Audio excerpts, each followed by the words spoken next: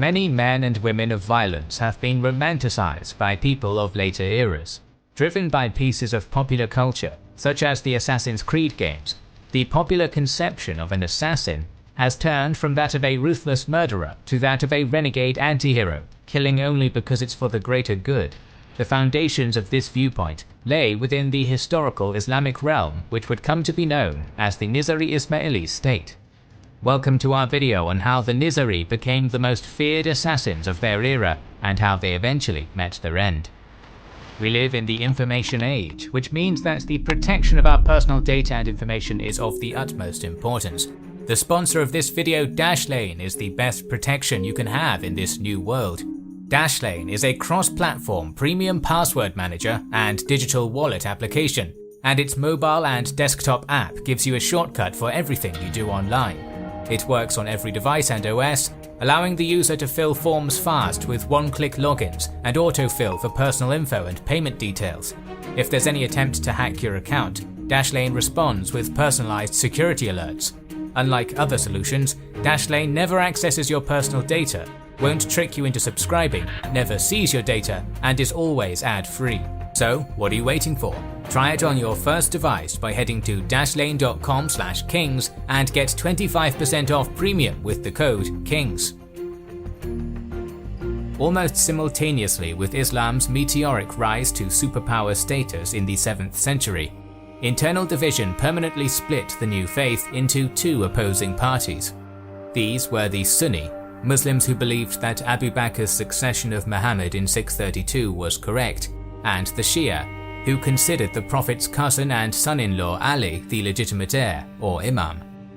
After a series of civil wars, Umayyad leader Muawiyah took the caliphate from the heirs of Ali, and this subsequent struggle against central power defined the Shia and prompted the breakaway of many subgroups with diverging viewpoints. In time, the Umayyads were defeated by the Abbasids in another civil war. The age of Abbasid Caliph al-Mansur was the catalyst for one of these new sects, the Ismaili.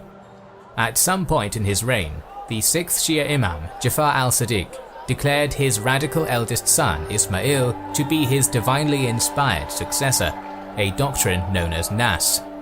However, his plans were derailed in 762, when Ismail unexpectedly died at the age of 40, raising hard questions on who the next Imam should be.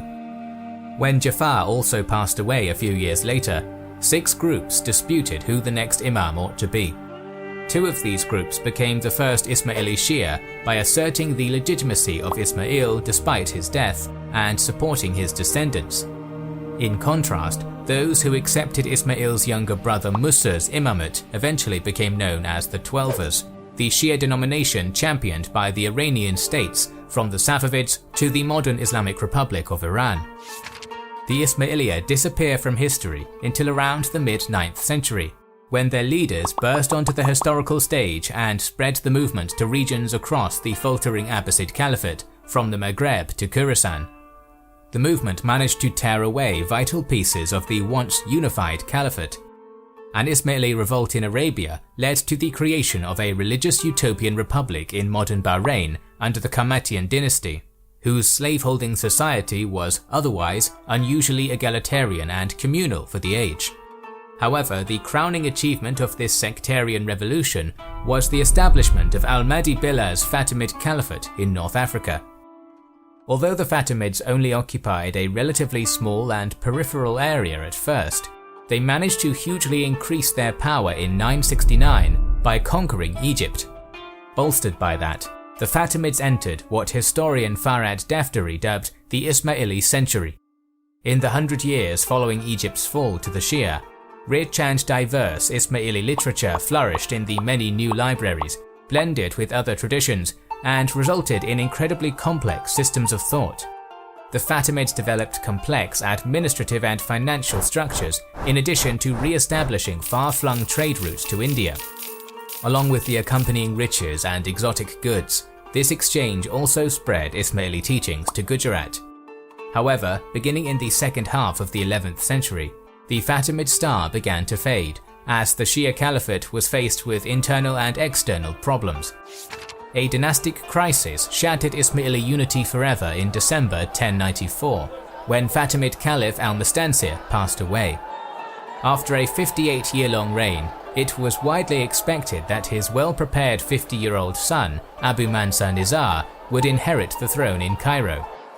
But the powerful vizier, Al-Afdal, effectively controlled the government and wanted to retain personal power. Upon al-Mustansir's death, Al-Afdal organized a palace coup, placing Nizar's inexperienced 20-year-old brother, al-Mustali, on the throne, knowing that he could control the latter. This usurpation succeeded due to the support of the Caliphate's armies, as well as religious and court notables who were in thrall to Al-Afdal, but Nizar wasn't going to take it. He fled to Alexandria, where he was proclaimed caliph by a Turkic governor. The population also supported him, and it seemed as though Nizar's revolt would be a success. A Nizarist army repelled an attack by the vizier's troops and even advanced close to Cairo. However, Al-Afdal marshaled his superior resources and besieged Alexandria, leading to Nizar's surrender in 1095. Soon, the rightful Fatimid ruler had been imprisoned and executed by immunement. Most of the Ismaili religious communities in Egypt and Syria eventually came to terms with the succession.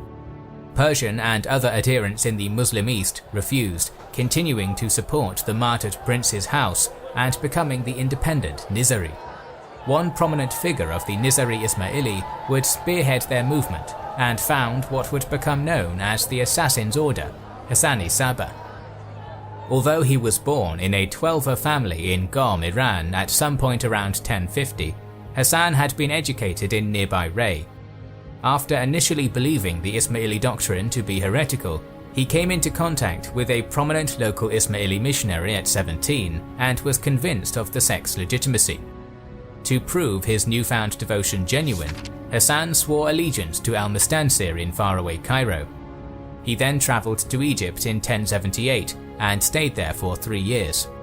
During his time in Fatimid lands, Hassan always favoured Nizar's faction and acted against the vizier, at the time Al-Afdal's father, a fact which eventually saw him banished in early 1081.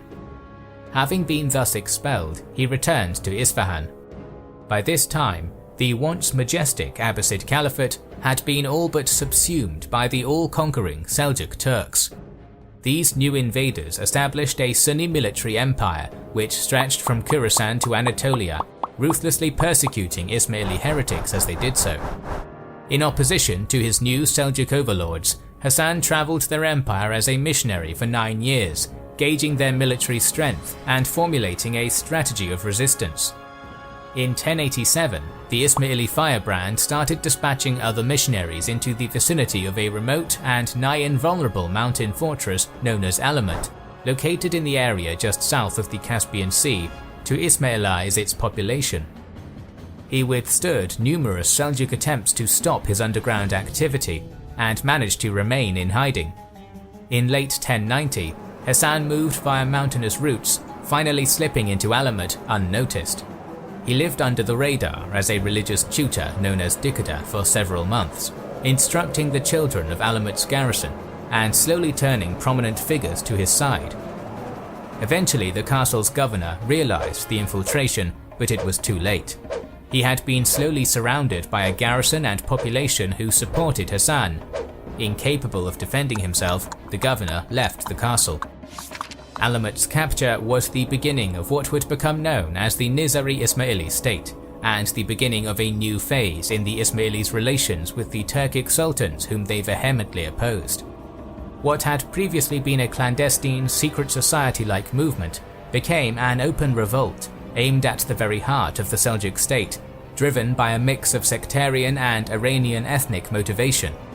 Sultan Malik Shah I and Vizier Nizam al-Mulk were keen to extinguish this budding heresy, and launched several attacks against Alamut, but the castle held out against overwhelming military strength. On the contrary, the Nizaris acquired a second enclave of territory in Kuhistan after dispatching missionaries to that area. They got a break from the attacks in late 1092, when both the Sultan and his anti-Ismaili vizier died. It is possible that Nizam al-Mulk was the very first victim of the Nizari assassins, although the evidence is tenuous. Regardless, the loss of these two plunged the Seljuk Empire into civil war, essentially fragmenting it into a mosaic of squabbling fiefs ruled by religious and military leaders. Hasan consolidated his position and expanded Ismaili influence, acquiring other formidable strongholds in the Elburz Mountains, among them Girdka and Lamisar. Rather than being one contiguous state, the various citadels of Hasan's fortress network were almost always surrounded by potentially hostile territory. Therefore, the disunited Ismaili mountain cities acted both as an impenetrable defensive bastion and as a base of operations for religious and military activity. These Eastern Ismaili supposedly received congratulations and a message of goodwill from Fatimid Caliph al-Mustansir, but after his death and the Great Ismaili Schism, Hasan cut all ties with Egypt. Although the Seljuk Empire's post-Malik Shah weakness removed the immediate threat to Hasan's Ismaili realm, the decentralization also made his ultimate goal, the total overthrow of the Seljuks, almost impossible. There was no longer a single figure who could be defeated in battle and cast from the throne. In effect, there was now no central target, but a whole gallery of petty kings. Surrounded by more powerful adversaries and seeking a new method of achieving their aims in lieu of an army, Hasan's Nizari began to utilize another strategy that had been used by Shia groups for centuries: assassination. Although political murder was and is a universal method of warfare, the Nizari granted it an increasingly central role in their political strategy, knowing how effective it could be. This part of Nizari history has been distorted by groups who were hostile to or unfamiliar with them and their practices. For example, rumors circulated by later Latin sources threw the term Hashashin around to designate them, due to the probable fiction of hashish use as inspiration for the assassins. That being said, there does seem to have been what might be called a cult of assassination in Alamut and other fortresses. Nizari assassins were known as Fidai, literally those willing to sacrifice, and were revered for their bravery and courage. This was largely because such missions were considered suicidal.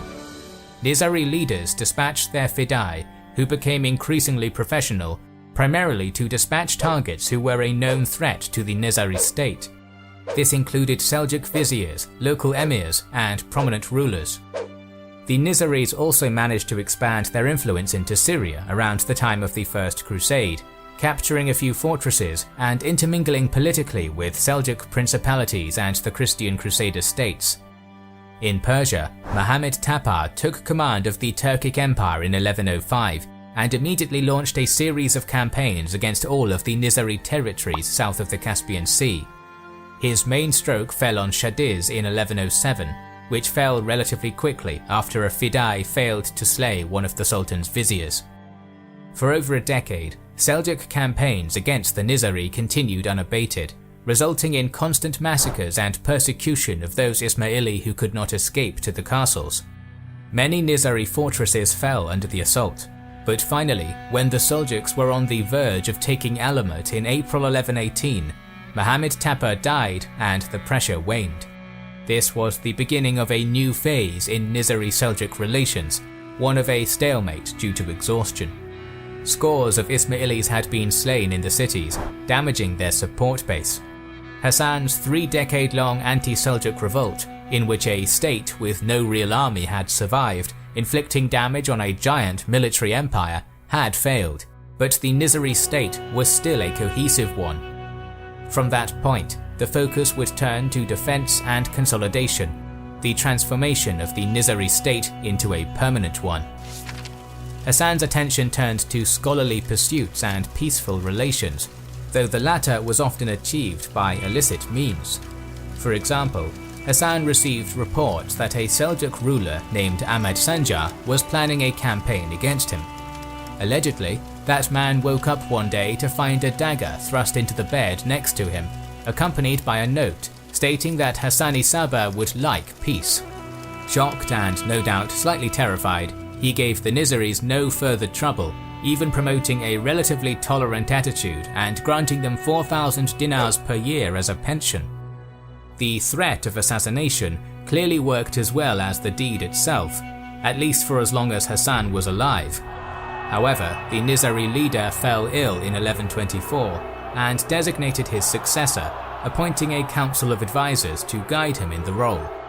In the same year, he passed away inside Alamut at the age of 70, having never left the citadel for 34 years.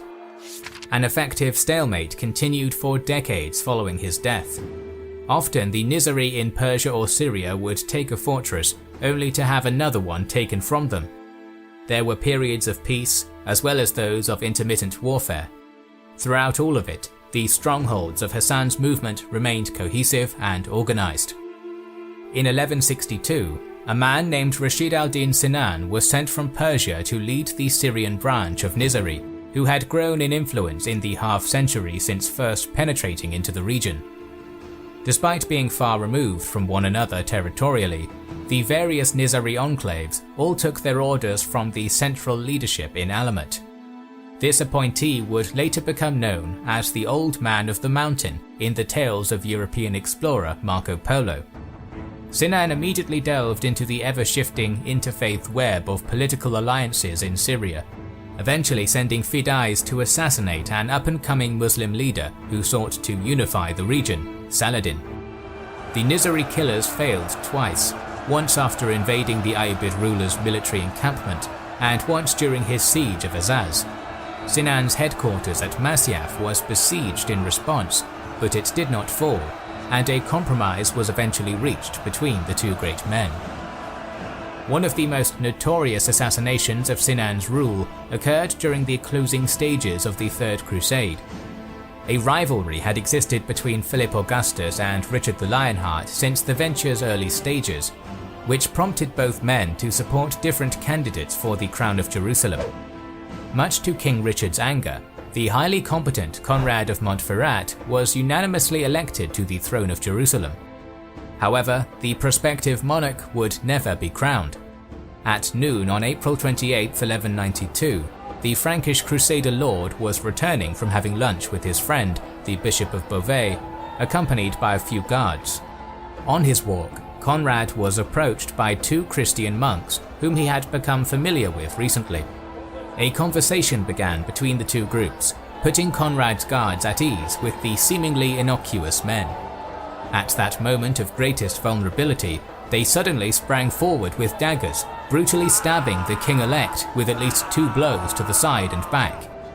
Although the assassins, who were Fidai dispatched by Rashid al-Din Sinan, were either killed or captured, Conrad either died instantly from his wounds or soon after being taken to a nearby church. Various motivations and culprits have been designated for the murder. Richard the Lionheart was accused because of his enmity towards Conrad, while a letter to Austria's Leopold V detailed Conrad's murder of a shipwrecked Nizari crew in Tyre as the cause of his death. Whatever the case, this killing only furthered the mythical European vision of mysterious assassins who did not fear death. These later decades of the 12th century marked a high point of the Syrian Nizaris in particular, a period that came to an end when Rashid al-Din Sinan died at Masyaf in 1193. The 13th century was dawning, and it would be the equivalent of an apocalypse for the Ismailis. At the beginning of the 13th century, the Mongol juggernaut rolled through the Islamic world, crushing all in its path. The Khans became famous for their utilization of talented native peoples from the lands they conquered, and this apparently included a number of Sunni courtiers who despised the Ismaili. They must have known of the Nizaris' reputation for defiance, in addition to their penchant for assassination. Perhaps after adding a few more fanciful details, these tales must have greatly concerned the Khan, who viewed them as a risk. After initial lukewarm relations, Muhammad III of Alamut received a dreadful shock in 1246. Upon the ascension of Ogedai's successor Guyuk, many Muslim leaders sent embassies of congratulations and gifts to the great Khan. Out of them, only the Nizari ambassadors were harshly dismissed.